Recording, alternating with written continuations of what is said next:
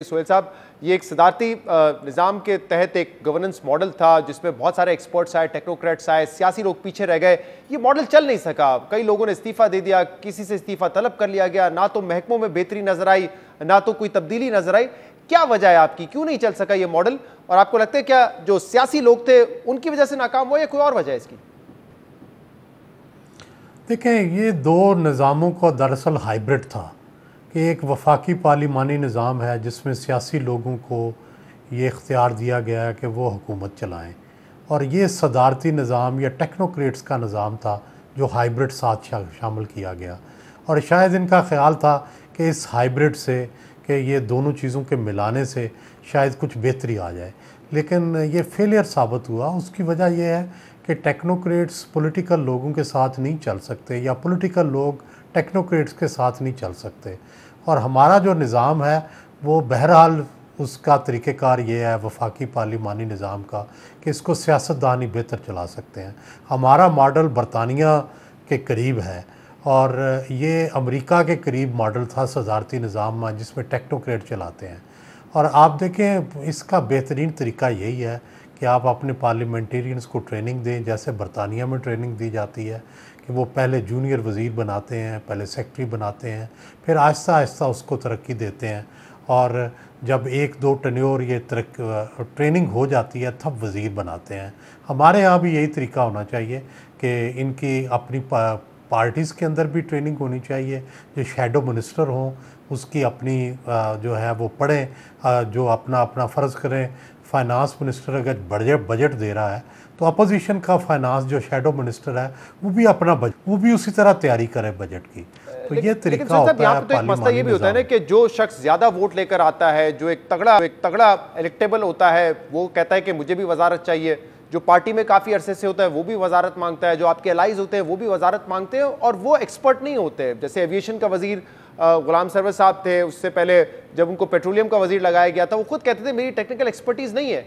तो फिर क्या करें, कैसे, अगर सियासी लोगों के हाथ में देना है मामला तो कैसे दिया जाए उनको? फिर नहीं, इसका तरीका तो यही है ना जो बरतानिया के अंदर है कि पहले आप ट्रेनिंग दें अपने जो पार्लिमानी लोग हैं, इनको आप पहले तो शैडो मिनिस्ट्रियाँ दें। अगर आप अपोजिशन के अंदर हैं आप उनको पार्लिमानी सेक्रेटरी बनाएं, आप उनको आहिस्ता आहिस्ता पहले जूनियर वज़ीर बनाएं, फिर सीनियर वज़ीर बनाएं, तो इस तरह एक दो टन्योर में सीख जाते हैं। और दूसरा यह है कि टेक्नोक्रेट्स की ज़रूर नुमाइंदगी होनी चाहिए। टेक्नोक्रेट्स भी बिल्कुल उनको रिजेक्ट नहीं करना चाहिए, उनकी इनपुट लेनी चाहिए, लेकिन फ़ैसला साजी जो है वो बहरहाल पॉलिटिकल लोगों के पास होनी चाहिए, क्योंकि वही अकाउंटेबल हैं हमारे पार्लिमानी निज़ाम में, और उन्होंने ही लोगों के सामने पेश होना होता है आइंदा के निज़ाम के लिए।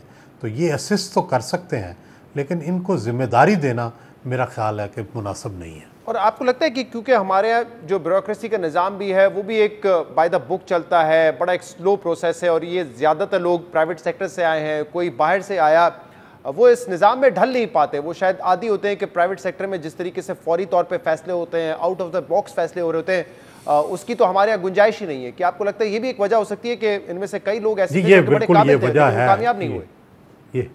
ये बिल्कुल ये भी एक वजह है कि बाज़ औक़ात गवर्नमेंट की जो इम्पेडिमेंट्स हैं, गवर्नमेंट के रूल्स हैं, पेपरा रूल्स हैं, नेपरा रूल्स हैं, ये सारे रूल्स भी उनके रास्ते में रुकावट बनते हैं और वो इन रूल्स की वजह से भी नहीं चल पाते। और दूसरा फिर पॉलिटिकल मुदाखलत भी होती है। ये भी सच है कि पॉलिटिशियन भी रेजिस्ट करते हैं अपने इंक्रोचमेंट को, और ज़ाहिर है वो भी नाकाम बनाने की कोशिश करते हैं। जैसे आपने अभी ताबिश गौहर और हमाद अज़हर साहब का जिक्र किया, और इस तरह जितने भी असद उमर साहब के महकमे में जो आए, जो इन्फॉर्मेशन के महकमे में आए, उनके इन्फॉर्मेशन मिनिस्टर से नहीं बनती थी। तो ये हर जगह ये कॉन्फ्लिक्ट ऑफ इंटरेस्ट रहा और यही वजह बनी उनके जाने की। और हमने कुछ लोगों की बातें भी सुनाई। फवाद चौधरी साहब ने आपके प्रोग्राम में भी कहा था कि जो सियासी लोग हैं एक दूसरे का मुंह देख रहे हैं, और जो फैसला साजी है सारी वो इस वक्त नॉन इलेक्टेबल लोगों के पास है। इसी तरह के शिकवे सरवर साहब ने भी किए। तो आपको लगता है कि इन लोगों ने भी शायद ना चलने दिया हो, या क्योंकि ये जानते हैं पाकिस्तान की ग्राउंड रियलिटीज़ को, पॉलिटिक्स को, इसलिए इनको पता था कि ये मामला चल नहीं सकता ज़्यादा देर? जी, मेरा ख्याल है कि ये सही साबित हुए, और अल्टीमेटली जो टेक्नोक्रेट थे वो आहिस्ता आहिस्ता रुखसत हो गए, और फिर वही रवायती हमारी सियासतदान जो है वही चला रहे हैं। और यही बेहतर तरीका है। इनको असिस्ट करवाना चाहिए था, इनको ज़िम्मेदारियाँ नहीं देनी चाहिए थी। ज़िम्मेदारी बहरहाल वज़ीर की होनी चाहिए। ये उनको असिस्ट करें, ये उनको तजावीज़ दें, ये उनके लिए वर्क करें, रिसर्च वर्क करें, उनको फैसला साजी में मदद दें, लेकिन फ़ैसले वो नहीं करने चाहिए।